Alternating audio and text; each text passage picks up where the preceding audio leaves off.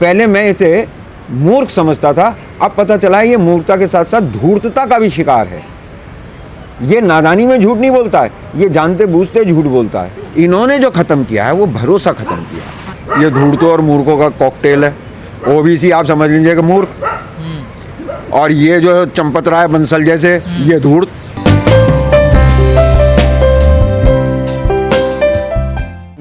तोमर जी ने, कृषि मंत्री ने बातचीत के लिए कहा है। अभी उन्होंने एक उसमें राइडर लगा दिया कि भाई बिल वापसी को छोड़ के बाकी बातों पे बात करेंगे, तो ये राइडर भी हट जाएगा। दूसरी बात, सरकार की जो लाइफ है ना वो लिमिटेड है। अब वो डिपेंड करती है हमारे वोट के ऊपर। हम अपने वोट के ऊपर डिपेंड नहीं कर रहे और हमारी भी लाइफ लिमिटेड नहीं है, हमारे संघर्ष की लाइफ भी लिमिटेड नहीं है। हमें कानून वापस चाहिए तो चाहिए, और ये सरकार नहीं करेगी तो इसकी अगली सरकार करेगी, क्योंकि ये सरकार से चले जाएंगे। लेकिन हम मोदी सरकार के किसी भी फैसले को देखें, चाहे वो 370 हो या फिर 3 तलाक हो या नोटबंदी जैसे जितने भी बड़े फैसले लिए, उन्होंने दोबारा पुनर्विचार किया ही नहीं। तो आपको लगता है कि मोदी सरकार एक बार फिर सोचेगी 3 कानूनों को लेकर? भारत के अंदर भारत की मानसिकता को बहुत समय से इस बात के लिए प्रोवोक किया जा रहा था, पाकिस्तान से उस समस्या को जोड़ा जा रहा था, और वहाँ पे ये चीज़ थी कि 370 की वजह से कश्मीर हमारे कब्जे में नहीं है, ये नेहरू की और कांग्रेस की भूल है, और इसे मोदी जी कैश करा रहे थे। अगर वहाँ पे कोई भी कार्रवाई सख्त होती थी तो उससे भारत के जनमानस को एक तरीके से शीतलता मिलती थी और वो माहौल बनता था बीजेपी के फेवर में। ऐसा ही शाहीन बाग में था। अगर शाहीन बाग के उस आंदोलन में किसी उत्तेजना की वजह से गोली चल जाती, कुछ वहाँ पे हत्याएं हो जाती, कुछ लोग शहीद हो जाते, तो इससे एक बहुत बड़े वर्ग जिसको भड़का रखा था, उत्तेजित कर रखा था बीजेपी ने, उसके कलेजे को ठंडक पड़ती और वो इस बात को उनके फेवर में माहौल बनता। तो मैं इससे पहले कोई आंदोलन ऐसा नहीं है जिसके अंदर इन्होंने ए को बी के खिलाफ, एक्स को वाई के खिलाफ ना खड़ा किया हो, लेकिन ये पहला आंदोलन ऐसा है कि जिसमें सबका भविष्य जुड़ा हुआ है। भविष्य सिर्फ किसान का ही नहीं जुड़ा हुआ है, भविष्य उन सारे लोगों का भी जुड़ा हुआ है। देखिए, अभी आपने कुछ दिन पहले देखा था कि आप ऑक्सीजन ढूंढ रहे थे, आप बेड ढूंढ रहे थे। अगर ये ही कानून पास हो गए तो आप एक बात मानकर चलिए कि आप अनाज ढूंढ रहे होंगे। लेकिन आरोप लग रहे हैं कि किसान अपने मुद्दे से भटकते जा रहे हैं। किसान आंदोलन का जो मुद्दा था, जो मकसद था, वो कहीं ना कहीं खो गया है और किसान नेता या किसान एक दूसरी राह पकड़ चुके हैं। देखिए, आप पढ़ी लिखी हैं, पत्रकारिता कर रही हैं, आपके ज़रिए, आपके सवालों के उत्तरों के ज़रिए मैं जो हूँ जनता तक पहुँच रहा हूँ, जिसे मैं अपना जज मानता हूँ। मैं आपसे इस बात को कहता हूं कि आप खुद इस बात पे मनन कर कर देखिए कि ये प्रोपोगेंडा है कि सच है। ऐसी बातें तो कही जाती हैं, ये छोटी मोटी बातें तो वो कहते रहेंगे, हमें वो पाकिस्तानी भी बताते रहेंगे, खालिस्तानी भी बताते रहेंगे, देशद्रोही भी बताते रहेंगे, लेकिन वो कह भर पाएंगे? अगर वो शाहीन बाग में सबको देशद्रोही बता के और गिरफ्तार करने लगते तो शायद देश में इतनी बड़ी रिएक्शन ना होती। लेकिन यहाँ पे जो जातियाँ हैं, सिखों का बलिदान आपने देश के लिए देखा है, गुजरों का देखा है, जाटों का देखा है, यादवों को देखा है, किसान जातियों का देखा है, तो कैसे जिसका एक बच्चा सरहद पे अपना खून दे रहा हो और दूसरा बच्चा खेत में पसीना दे रहा हो, तो आप एक भाई को देशभक्त और एक को गद्दार कैसे साबित कर लेंगे? तो ये पहली बार ऐसा हुआ है कि इन्होंने अपनी सीमा रेखा को पार करके उस क्षेत्र में एंटर हो गए हैं जहां ये अपने विरोधियों को बुरा कहना चाहें तो भी नहीं कह सकते। अच्छा, स्विस बैंक में भारतीय फंड बढ़ रहा है, धन की राशि बढ़ती जा रही है, उस पर आपका क्या कहना है? अब ये आंकड़ा आपके सामने आ गया तो आपने ये सवाल बना लिया, नहीं तो आप इस बात को भूल चुके थे कि ये व्यक्ति ये कह के सत्ता में आया था, मोदी सरकार जो आई है ये कह के आया था कि भारत की गलत नीतियों की वजह से, कांग्रेस की गलत नीतियों की वजह से भारत की लूट का माल स्विस बैंकों में रखा हुआ है, वो सारा वापस लाया जाएगा। लेकिन अब यही आंकड़े बता रहे हैं कि वहाँ पे जमा होने वाले धन की तादाद बढ़ गई है। तो इससे हमारी ही बात साबित होती है कि इस आदमी के अंदर इसकी कथनी करनी में अंतर है। पहले मैं इसे मूर्ख समझता था, अब पता चला है ये मूर्खता के साथ साथ धूर्तता का भी शिकार है। ये नादानी में झूठ नहीं बोलता है, ये जानते बूझते झूठ बोलता है। तो ये सवाल अब आपको उनसे पूछना चाहिए कि अगर वहाँ पे स्विस बैंक में ये तादाद बढ़ रही है पैसों की, तो ये हमारी आम जनता, जो जज है, वो इससे क्या मतलब निकाले? आम लोग बाबा रामदेव और अन्ना हजारे को भी ढूंढ रहे हैं, क्योंकि अक्सर कहा करते थे ना कि काला धन वापस आएगा, सपोर्ट भी खड़े होते थे वो लोग। देखिए, मुझे रामदेव जी की एक बात बहुत अच्छी लगी। वो सबसे कहते थे काम छोड़ो योगा करो, काम छोड़ो योगा करो, काम छोड़ो। जब सब काम छोड़ के योगा करने लगे तो वो योगा छोड़ के काम करने लगे। तो बाबा रामदेव तो अपनी लाइन पे हैं, वो ठगों के गैंग के। देखिए आपको एक बात बताऊँ, हिंदुस्तान में बनारस शहर दुनिया की सबसे पुराने सभ्य शहरों में से है, सभ्यताओं में से है जो जिंदा है। बाकी उसके टाइम के सारे शहर ख़त्म हो चुके, पूरी दुनिया में आप जाके चेक कर लीजिएगा। बनारस को भगवान शंकर का घर माना जाता है, कंकर कंकर में शंकर है, वहाँ विद्याओं की नगरी कहलाता है। लेकिन उसकी एक विद्याओं में ठग विद्या भी है, वो मशहूर विद्या है वहाँ की ठग। बनारस की ठग बहुत ऊंचे माने जाते हैं। मोदी जी तो वो विलक्षण प्रतिभा हैं जो बनारसियों को भी ठगाए हैं। अच्छा, एक और आरोप आप पर लगाया जा रहा है कि जो प्रदर्शन स्थल हैं वो अब घटना स्थल में बदलते जा रहे हैं, क्योंकि आए दिन कुछ ना कुछ सुनने को मिलता है। तो यहाँ क्या हम कॉफिन बॉक्सेस में या लाश की तरह पड़े रहें, या सब के सब मनके की माला हाथ में लेके राम राम राम राम या अल्लाह अल्लाह करते रहें? भाई जहाँ 4 जने होंगे वहाँ थोड़ी खटपट होगी, पर आप उनको इतनी तवज्जो ना दीजिएगा। बड़ी लड़ाई की तरफ अपना ध्यान रखिएगा। यहाँ 4 आदमी हम आपस में एक दूसरे के साथ फौजदारी कर लें, मारपीट कर लें, तो वो मामला अलग है। लेकिन जैसे ही आप इन लोगों की प्रवृत्ति को समझिए, ये रात को आपस में लड़ेंगे भी, सुबह को ये मिल के फिर साथ चलेंगे भी। ये इनकी बहुत पुरानी प्रवृत्ति है, ये हैं ही ऐसे, जस्ट लाइक ओल्ड वाइकिंग्स। खाते भी साथ हैं, पीते भी साथ हैं, रहते भी साथ हैं, लड़ते भी साथ हैं। तो ये इनका जीवन की शैली है। लेकिन आम लोग जो किसान आंदोलन को सपोर्ट करने के लिए आते हैं, बॉर्डर्स पर सपोर्ट करते हैं, उनकी जान को तो खतरा है। जैसे कि अभी आपने देखा टिकरी बॉर्डर पे एक युवक को जला दिया गया। अब देखिए एक बात बताऊँ मैं, ये क्रिमिनल इन्वेस्टिगेशन का सवाल होता है। नतीजों पे पहुंचने की जल्दी हम लोग हिंदुस्तानी बहुत जल्दी कर लेते हैं। ये पुलिस का मैटर है, इन्वेस्टिगेशन का मैटर है, उसके बाद क्रिमिनल ट्रायल का मैटर है। हम उसमें अभी से किसी नतीजे पे ना पहुँचें तो ज़्यादा बेहतर है।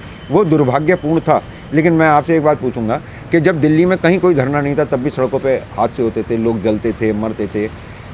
दिल्ली में फौजदारी अच्छी खासी तादाद में थी। तो अगर 6 महीने में इतने बड़े आंदोलन में कहीं एक जगह कोई घटना हो गई तो पहले ये मालूम कर लेना चाहिए कि भाई इसमें कहीं कोई दूसरा एंगल तो नहीं है और बदनाम करने के लिए इसे ये एंगल नहीं दिया जा रहा। देखिए पैसों का अगर इसमें मामला ना आता तो शायद आप इसे भ्रष्टाचार नहीं मानते। मैं आपको इससे बड़ी एक चिंता की विषय बताऊं, राम मंदिर सबका नहीं है। जैनियों को राम में क्या आस्था, सिख जाएंगे क्यों, बौद्धों का उससे क्या लेना देना। हिंदुओं में भी सवर्ण जातियों को छोड़ के बहुत सारी जातियाँ ऐसी हैं जिनका मंदिर से कोई लेना देना नहीं। लेकिन जो भारत के सामने समस्या है वो समस्या है अविरल गंगा की। आपके पहाड़ों में ही आपको मुक्त करने आई हुई गंगा कैद होकर सिसक के मर रही है। जीडी अग्रवाल साहब का जब कत्ल हुआ तो पूरा देश खामोश रह गया। 67 बांधों में से अभी 13 पूरे हुए हैं और 60% गंगा ख़त्म हो चुकी है। अब मैं नहीं कह रहा, आप जाइए और पहाड़ में जाकर देख लीजिए। हमको कुंभ में अटका लिया जाता है। तो जो भ्रष्टाचार है वो भ्रष्टाचार वो वाला ज़्यादा सीरियस है। ये 18.5 करोड़ तो निकाल लिए जाएंगे इन्वेस्टिगेशन करके, लेकिन भ्रष्टाचार वो वाला बड़ा है जो हमारे भविष्य को ख़त्म कर रहा है। अगर आपको यकीन ना आ रहा हो तो आप गंगा को जाकर देखिए। दूसरी चीज़, हमें जिस भ्रष्टाचार की चिंता हो रही है उसमें पैसे कई बार नहीं दिखते। जैसे रंजन गोगोई, क्या उसने पैसे लेके फैसले दिए होंगे? उसको तो उसके बाद उसका मुआवजा मिल गया। तो भ्रष्टाचार के बहुत सारे तरीके हैं, आपको उसके बदले में क्या दिया जाता है क्या नहीं। लेकिन राम के नाम पर जिस तरीके से इन लोगों ने आस्था को ठगा है, जिस तरीके से इन्होंने राष्ट्र के नाम पे लोगों को ठगा है, सबसे बड़ा नुकसान मोदी जी ने जो किया है वो ये किया है कि उन्होंने भरोसा ख़त्म कर दिया है। मैं जब छोटा था, स्कूल में पढ़ता था, तो मुझे बाबा भारती का घोड़ा एक कहानी पढ़ने को मिली थी, आपने भी शायद पढ़ी होगी। उसमें बाबा भारती के घोड़े को डकैत ले गया था, उन्हें धोखा दे के बीमार बन के। तो जब वो लेके चल दिया था तो उन्होंने कहा था कि तू किसी को ये वाक़या बताना मत। तो उसने कहा क्यों? बोले फिर लोगों का अच्छाई पे से विश्वास उठ जाएगा, कोई भी घोड़े वाला किसी बीमार की मदद नहीं करेगा। तो फिर उसे शर्मिंदगी महसूस हुई और वो घोड़ा वापस कर गया। इन्होंने जो ख़त्म किया है वो भरोसा ख़त्म किया। ये धूर्तों और मूर्खों का कॉकटेल है। ओबीसी आप समझ लीजिएगा मूर्ख, और ये जो चंपत राय बंसल जैसे ये धूर्त। हिंदुस्तान की राजनीति की बेसलाइन बता दूं इस वक्त आपको, बस ये देख लीजिएगा कि अगर पुलिस मुझे पकड़ना है तो मेरी थोड़ी मदद कर दीजिएगा, मेरा एक इंटरव्यू और दे दीजिएगा। भारत की राजनीति की हकीकत ये है कि हिंदू तो मदमस्त हाथी की तरह है और जैन उसके ऊपर महावत की तरह बैठा हुआ है जिसका हिंदू धर्म से कोई लेना देना नहीं है। जैन साहब ही बंगाल में चिल्ला चिल्ला के कह रहे थे कि भारत में भी भारत माता की जय नहीं बोल सकते। वहाँ बंगालियों ने एक बार जय माँ काली करा, सारे तोते उड़ गए। तो ये तो धूर्त और मूर्खों का कॉकटेल है। ये धूर्त मूर्ख बनाते रहेंगे। आपको एक मज़े की बात बताऊं, आपने ज़मीन का घपला पकड़ लिया, चंपतराय बंसल पकड़ लिया। देखो, जहाँ पे बंसल साहब हों, मैं किसी जाति विशेष को नहीं कहना चाहता, वहाँ बिना भ्रष्टाचार और गबन के कुछ हो ही नहीं सकता। आप आज से नहीं, 200 साल पुराने हिंदुस्तान के इतिहास से भी उठाकर देख लीजिएगा। प्लासी की लड़ाई में भी हमें नज़र तो आया रॉबर्ट क्लाइव, सिराजुद्दौला, मीर जाफर भी नज़र आ गया, लेकिन होमी चंद और मानिक चंद जैन कहाँ चले गए थे, जो उस पर दोनों तरफ से षड्यंत्र कर रहे थे। इससे भी पुरानी बताऊँ, गुरु गोविंद सिंह महाराज के बच्चों की शहादत और माँ की शहादत हो गई। सरहिंद के नवाब ने ज़मीन नहीं दी कि यहाँ पे दाह संस्कार के लिए ज़मीन नहीं दूंगा, चील कौए खाएंगे। तब उसके दीवान ने ज़मीन मांगी और उसको कहा कि तू ज़मीन खरीद ले, और उसने अशरफियाँ बिछा के बड़ी शान से कहा जाता है कि दुनिया की सबसे महंगी ज़मीन खरीदी गई। जिस हुकूमत में गुरु महाराज जैसी शक्ति के पास अपनी जान माल अपने बच्चों की हिफाजत का ठिकाना नहीं था, वहाँ टोडरमल जैन साहब उसके मुनीम थे। तो ये सत्ता के साथ रहते लोग हैं।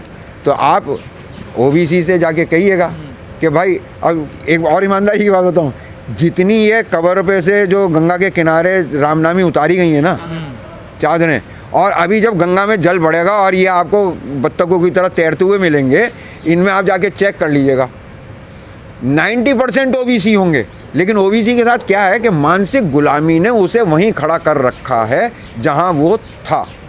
उसे बहकाना आसान है, समझाना मुश्किल है।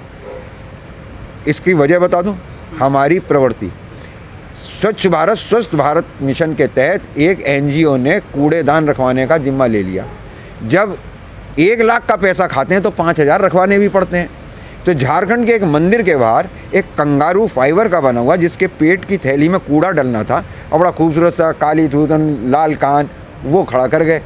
तो गांव की औरतें जब सुबह वहाँ आई तो उन्होंने ये सोच के कि भाई अंदर तो जैसे भगवान है ही हैं, भाई अंदर आप जाएंगे आपको क्या मिलेगा, हनुमान जी मिलेंगे, गणेश जी पे बैठे हाथ चूहे पे बैठे हुए गणेश जी मिलेंगे, गले में सांप लटकाए हुए शिव जी मिलेंगे। तो उन औरतों ने सोचा कि ये भी कोई नया देवता आ गया। जब तक लोग उन्हें आगे बताया कि भाई ये इस काम के लिए नहीं है, तब तक वहाँ पे भी बतासे चढ़ गए थे, जल चढ़ गया था। हमारा दुर्भाग्य ये है कि जिन ब्राह्मणों को हमें विशिष्ट अद्वैतवाद के रूप में निराकार ईश्वर के साक्षात्कार को करा के, हिंदू, मैं आप सबसे बहुत क्षमा हाथ जोड़ के मांग रहा हूँ और अपने जजों से भी कह रहा हूँ कि मेरे इस डायलॉग में एक वर्ड का रिप्लेसमेंट दे दीजिएगा। मुझे बोलना मजबूरी पड़ जाता है, लेकिन मेरे पे उसका रिप्लेसमेंट नहीं है। हिंदू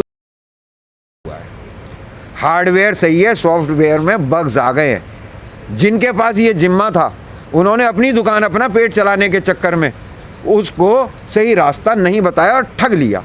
तो ये भारत के साथ इसका दुर्भाग्य है।